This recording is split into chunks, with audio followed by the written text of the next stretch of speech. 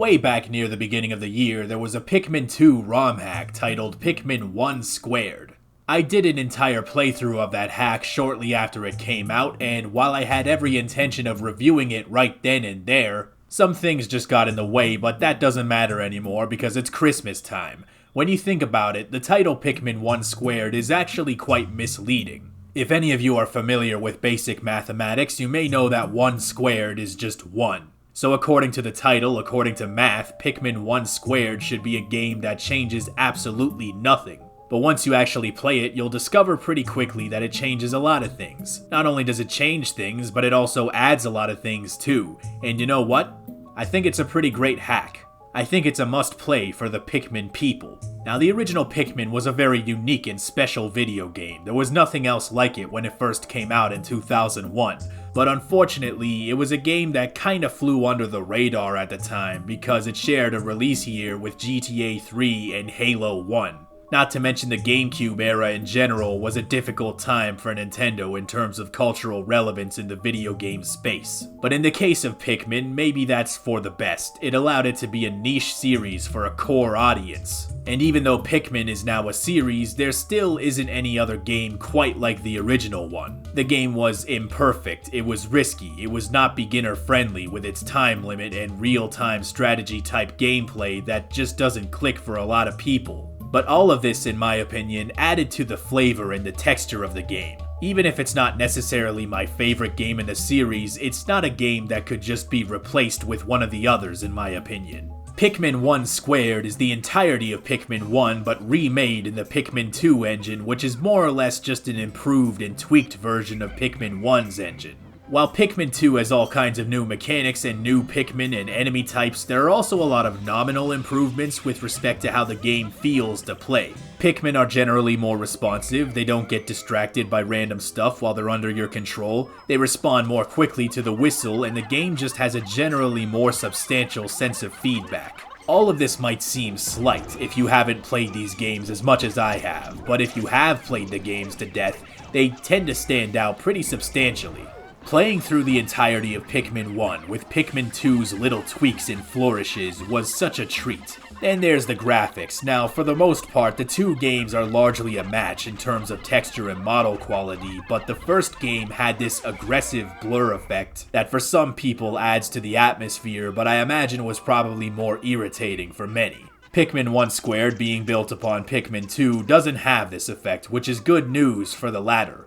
From the beginning, there are a lot of little things that you'll notice, like how you get a little notification above your head to cancel the pluck animation just in case you forgot you could do that. Sometimes it's those modern touches that really make these ROM hacks what they are. Another thing I appreciate is how you can skip the start of day and end of day cutscenes, which is a blessing. The original game is a lot of fun to speedrun, but the unskippable cutscenes make it not particularly friendly to people looking for that experience, so this is one for the speedsters out there. But a much bigger and more substantial change is the addition of a 2-player co-op campaign mode, which none of the official games, to my understanding, have had the balls to try yet. I have not tested this myself, unfortunately, but I have played other Pikmin 2 mods with co-op, so if it's anything like those, I imagine it's a lot of fun. It would have been cool enough if this was just Pikmin 1 with a fresh, slightly tweaked coat of paint, but it turns out that that entire premise is actually a front for the real purpose of the hack. You see, the real purpose of this hack is the entire second campaign following Louie, as he tries to get back all the golden pick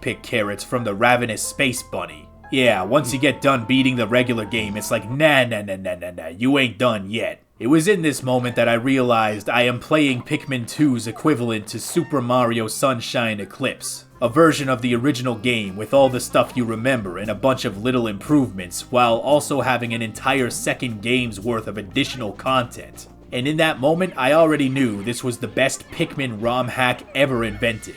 This second quest is fantastic. It plays out over the same levels from the original game, except with a change of seasons and a rearrangement of enemies and treasures. It's one of the coolest things ever made, and the best part is, it feels in a lot of ways like it could have been official. They went to the trouble to create their own pre-rendered cutscenes of Louie driving through space and getting hit by an asteroid. Even just thinking about how much work that must have been has me very impressed, and the quality is better than anything I could have done, believe me, I've tried. Then there's the dialogue. Much like the original game, Louis takes notes of everything he sees on his journey, but this time they're written with his trademark head in the clouds attitude. It's a lot of fun to get a glimpse into the way that Louis might mentally catalog such dramatic and horrific events where Olimar would just be like, yes, it appears that Pikmin die when they are killed. Then there's the music, which is all great. It's that delicate mix of desperation and atmospheric touches that the soundtrack of the original game did so well. The new quest also comes with all new enemies to fight and environmental challenges to overcome.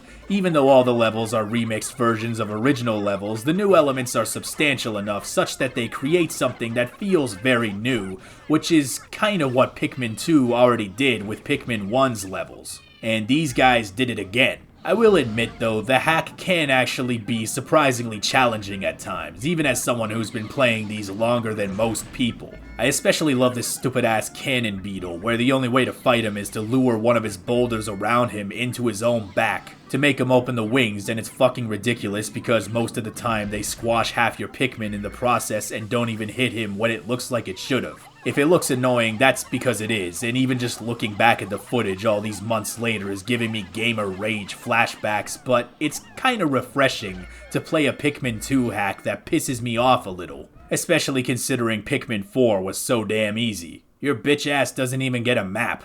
Fundamentally, it's still operating on Pikmin 1's basic principles, and it's remarkable how fresh it manages to feel even when you have fewer options at your disposal.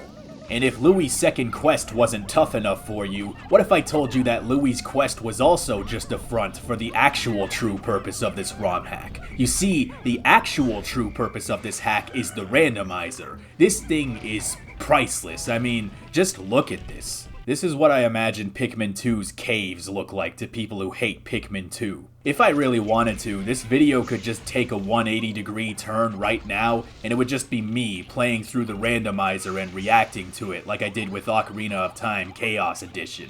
I almost want to put a pin in it so I can revisit it next year, but the point is, it's so much goddamn fun, and you can rebuild the dolphin with a yogurt lid.